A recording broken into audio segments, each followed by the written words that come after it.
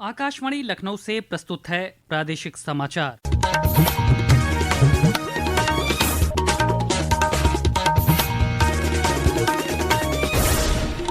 मुख्य समाचार। मुख्यमंत्री योगी आदित्यनाथ ने आज बरेली में 933 करोड़ रुपए की 132 विकास परियोजनाओं का किया लोकार्पण और शिलान्यास। कहा, बीते 8 वर्षों में बरेली को मिली है नई पहचान। मुख्यमंत्री ने प्रदेश में संचारी रोग नियंत्रण और स्कूल चलो अभियान का किया शुभारंभ। कहा, बेसिक शिक्षा परिषद के स्कूलों में NCERT पाठ्यक्रम लागू करेगी सरकार। लोकसभा में कल पेश किया जाएगा वक्फ संशोधन विधेयक 2025। केंद्र सरकार ने कहा, न्याय देना है विधेयक का उद्देश्य। और IPL में आज लखनऊ के एकाना स्टेडियम में लखनऊ सुपर जायंट्स और पंजाब किंग्स के बीच हो रहा है मुकाबला। नमस्कार, प्रदेश के समाचारों के साथ मैं शैलेंद्र और अब समाचार विस्तार से। मुख्यमंत्री योगी आदित्यनाथ ने आज बरेली में 933 करोड़ रुपए की 132 विकास परियोजनाओं का लोकार्पण और शिलान्यास किया। मुख्यमंत्री ने बरेली के कॉलेज मैदान में बरेली विकास प्राधिकरण द्वारा लगाई गई विकास योजनाओं से संबंधित प्रदर्शनी का अवलोकन किया। इस मौके पर मुख्यमंत्री ने कहा कि पिछले 8 वर्षों में बरेली ने एक नई पहचान बनाई है। बरेली विकास के पथ पर अग्रसर हो रहा है। आज बरेली विकास के पथ पर अग्रसर हुआ है, इंफ्रास्ट्रक्चर का नया मॉडल दे रहा है। अपनी नाथ नगरी की पहचान को पिछली सरकारों ने बरेली को झुमका के साथ जोड़ा था। हम लोगों ने बरेली को नाथ नगरी के रूप में नाथ कॉरिडोर देकर के आपको आपकी पौराणिक पहचान दिलाने का काम किया है। पिछली सरकार आपकी पहचान किस रूप में प्रस्तुत की थी और हम लोगों ने आपकी पहचान को नाथ नगरी के रूप में प्रस्तुत करके अब विकास के एक नए मॉडल के रूप में बरेली को आगे बढ़ाया जा रहा है। आज बरेली में निवेश आ रहा है, आज यहाँ पे इंडस्ट्री लग रही है। मुख्यमंत्री ने इसके साथ ही प्रदेश में 30 अप्रैल तक चलने वाले संचारी रोग नियंत्रण अभियान की भी शुरुआत की।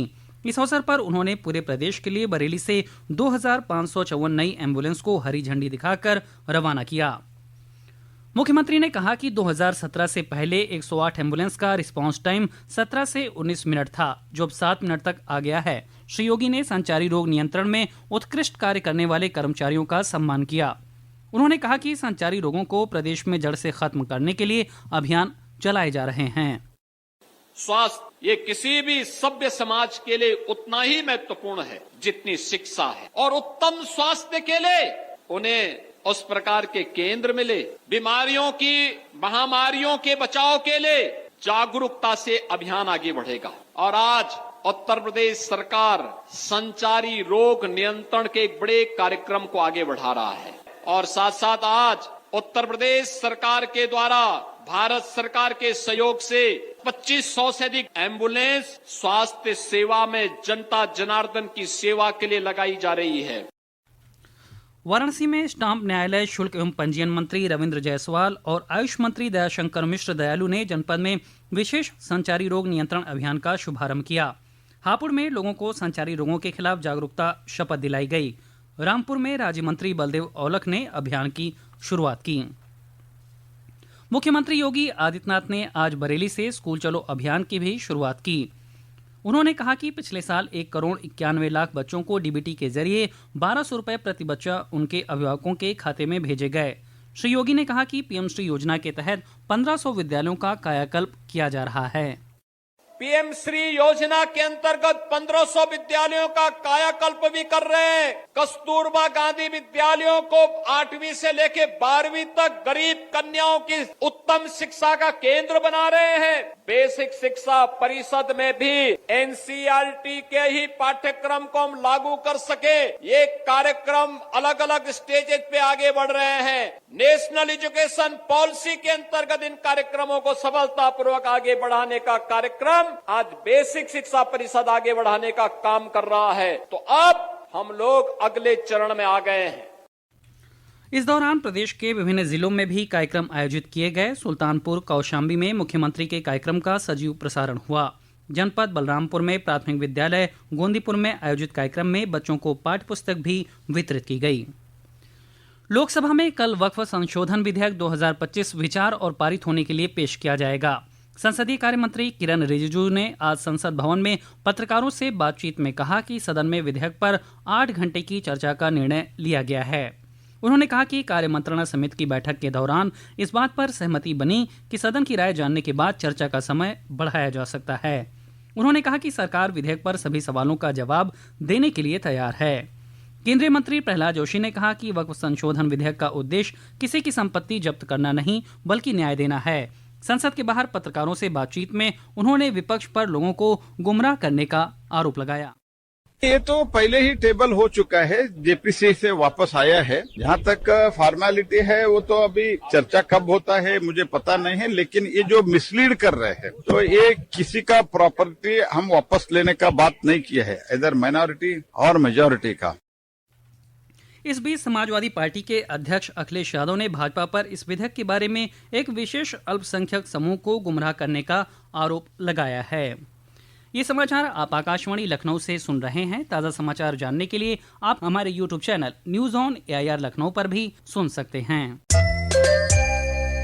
प्रदेश में आज से अनाधिकृत ई रिक्शा व ऑटो के खिलाफ 30 अप्रैल तक चलने वाले अभियान की शुरुआत हुई। अभियान के पहले दिन राज्य में 915 ई रिक्शा सीज किए गए और 3035 का चालान किया गया। परिवहन आयुक्त ब्रजेश नारायण सिंह ने बताया कि पूरे माह अभियान की नियमित मॉनिटरिंग होती रहेगी। प्रदेश में परिवहन विभाग ने model institute of driving training and research IDTR की स्थापना की कार्यवाही प्रारंभ कर दी है। इसका उद्देश्य राज्य में सड़क सुरक्षा को संस्थागत रूप देना और व्यावसायिक चालकों को आधुनिक प्रशिक्षण प्रदान करना है। पेश है एक रिपोर्ट।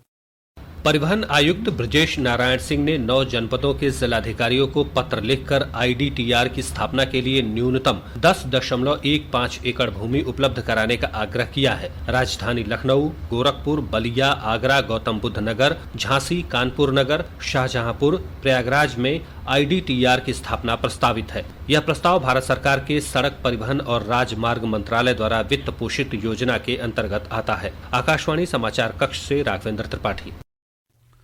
प्रदेश में अल्प विकसित और मरीन बस्तियों की सूरत बदलने के लिए बड़े पैमाने पर विकास कार्य शुरू किए गए हैं। इसी के तहत लखनऊ, प्रयागराज, कानपुर नगर, रायबरेली, कन्नौज समेत 17 जिलों में 250 से अधिक परियोजनाओं के माध्यम से लोगों को बेहतर बुनियादी सुविधाएं मुहैया कराई जाएंगी। पेश है एक रिपोर्ट। मुख्यमंत्री नगरीय अल्प विकसित और मलिन बस्ती विकास योजना के तहत लखनऊ, प्रयागराज, मऊ, बस्ती, जालौन, सिद्धार्थनगर, मुरादाबाद, संत कबीर नगर, जौनपुर, बुलंदशहर और महाराजगंज की 166 परियोजनाओं को 3.35 करोड़ रुपए की वित्तीय स्वीकृति प्रदान की गई है। इसी कड़ी में कानपुर नगर, फतेहपुर, रायबरेली, कन्नौज, आजमगढ़ और कौशाम्बी जिलों के लिए 95 परियोजनाओं को 17.53 करोड़ रुपए की धनराशि जारी की गई है। आकाशवाणी समाचार कक्ष से सुषमा कुकरेती। प्रदेश के अग्निशमन विभाग को प्रयागराज महाकुंभ में उत्कृष्ट सेवा के लिए आज गोवा में सम्मानित किया गया। गोवा के मुख्यमंत्री डॉक्टर प्रमोद सावंत ने उत्तर प्रदेश के अग्निशमन विभाग की उपलब्धियों की प्रशंसा करते हुए विभाग के अधिकारियों को सम्मानित किया। IPL 2025 का 13वां मुकाबला आज लखनऊ के इकाना क्रिकेट स्टेडियम में लखनऊ सुपर जायंट्स और पंजाब किंग्स के बीच खेला जा रहा है। पंजाब किंग्स ने टॉस जीतकर पहले बॉलिंग करने का फैसला किया है। पेश है एक रिपोर्ट। मैच में सबकी निगाहें 2 महंगे खिलाड़ियों लखनऊ के कप्तान ऋषभ पंत और पंजाब के कप्तान श्रेयस अय्यर पर लगी हुई है। दोनों ही खिलाड़ियों पर अपनी अपनी टीमों के लिए अच्छा प्रदर्शन करने का दबाव है। लखनऊ सुपर जायंट्स ने अब तक 2 मैच खेले हैं, जिसमें से उन्होंने एक में जीत हासिल की है और एक में हार का सामना किया है। वहीं पंजाब किंग्स ने अपना पहला मैच जीता है। लखनऊ सुपर जायंट्स को अपने घरेलू मैदान पर दर्शकों के उत्साहवर्धन के बीच अच्छे प्रदर्शन की उम्मीद है। मुमताज अली, आकाशवाणी समाचार, लखनऊ। मौसम विभाग के मुताबिक अप्रैल से जून माह के बीच प्रदेश के अधिकांश हिस्सों में सामान्य से अधिक तापमान रहने का अनुमान है। इस दौरान ज्यादातर इलाकों में न्यूनतम तापमान में वृद्धि होगी। मौसम विभाग की मासिक रिपोर्ट में ग्रीष्म ऋतु के दौरान सामान्य से अधिक हीट वेव की अवधि होने की आशंका है। और अंत में मुख्य समाचार एक बार फिर।